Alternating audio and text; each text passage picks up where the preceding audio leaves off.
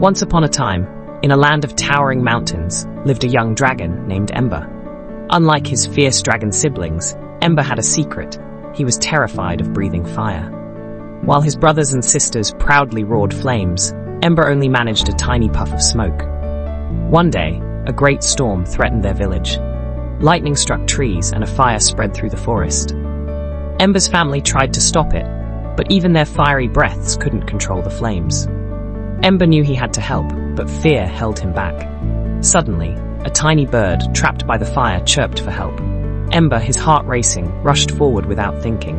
In that moment, he took a deep breath and, whoosh, a cool blue fire came from his mouth.